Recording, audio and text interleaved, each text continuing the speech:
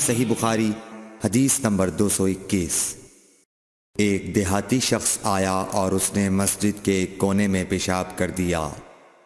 لوگوں نے اس کو منع کیا تو رسول کریم صلی اللہ علیہ وسلم نے انہیں روک دیا۔ جب وہ پیشاب کر کے فارغ ہوا تو آپ نے اس کے پیشاب پر ایک ڈول پانی بہانے کا حکم دیا، چنانچہ بہا دیا گیا۔ صحیح بخاری حدیث نمبر 222۔ رسول کریم صلی اللہ علیہ وسلم کے پاس ایک بچہ لایا گیا، اس نے آپ کے کپڑے پر پیشاب کر دیا۔ آپ نے پانی منگایا اور اس پر بہا دیا۔ صحیح بخاری حدیث نمبر 223۔ ام قیس بنت محصن نامی ایک خاتون رسول کریم صلی اللہ علیہ وسلم کی خدمت اقدس میں اپنا چھوٹا بچہ لے کر آئیں، جو کھانا نہیں کھاتا تھا، یعنی شیر خوار تھا۔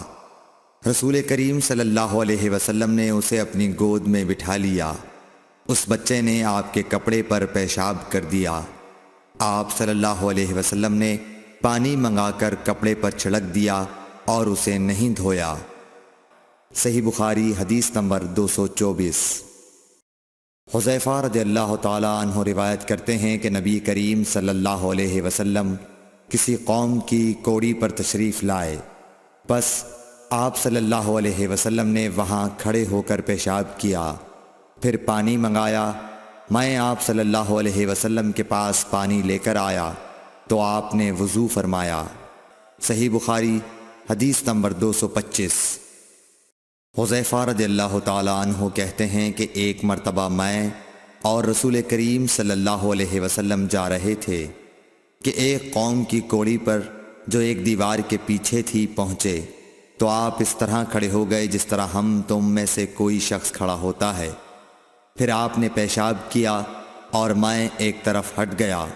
تب آپ نے مجھے اشارہ کیا تو میں آپ کے پاس پردے کی غرض سے آپ کی ایڑیوں کے قریب کھڑا ہو گیا، یہاں تک کہ آپ پیشاب سے فارغ ہو گئے۔ بوقت ضرورت ایسا بھی کیا جا سکتا ہے۔ صحیح بخاری حدیث نمبر 226۔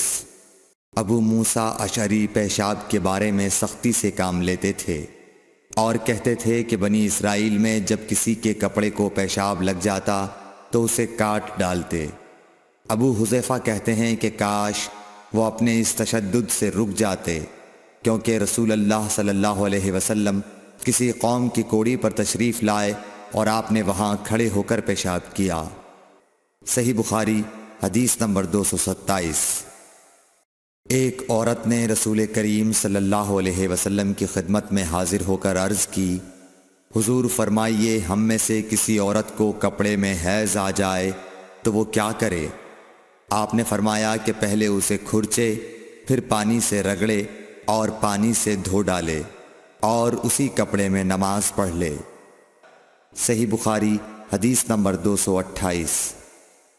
ابو حبیش کی بیٹی فاطمہ رسول اللہ صلی اللہ علیہ وسلم کی خدمت میں حاضر ہوئی اور اس نے کہا کہ میں ایک ایسی عورت ہوں جسے استحاضہ کی بیماری ہے، اس لیے میں پاک نہیں رہتی، تو کیا میں نماز چھوڑ دوں؟ آپ نے فرمایا نہیں، یہ ایک رگ کا خون ہے، حیض نہیں ہے، تو جب تجھے حیض آئے تو نماز چھوڑ دے، اور جب یہ دن گزر جائیں تو اپنے بدن اور کپڑے سے خون کو دھو ڈال، پھر نماز پڑھ۔ ہشام کہتے ہیں کہ میرے باپ عروہ نے کہا کہ حضور نے یہ بھی فرمایا کہ پھر ہر نماز کے لیے وضو کر، یہاں تک کہ وہی حیض کا وقت پھر آ جائے۔ صحیح بخاری حدیث نمبر 229۔ حضرت عائشہ رضی اللہ تعالی عنہا فرماتی ہیں کہ میں رسول کریم صلی اللہ علیہ وسلم کے کپڑے سے جنابت کو دھوتی تھی، پھر اس کو پہن کر آپ نماز کے لیے تشریف لے جاتے اور پانی کے دھبے آپ کے کپڑے میں ہوتے تھے۔ صحیح بخاری حدیث نمبر 230۔ حضرت عائشہ رضی اللہ تعالی عنہا سے اس منی کے بارے میں پوچھا گیا جو کپڑے کو لگ جائے، تو انہوں نے فرمایا کہ میں منی کو رسول کریم صلی اللہ علیہ وسلم کے کپڑے سے دھو ڈالتی تھی، پھر آپ نماز کے لیے باہر تشریف لے جاتے اور دھونے کا نشان یعنی پانی کے دھبے آپ کے کپڑے میں باقی ہوتے۔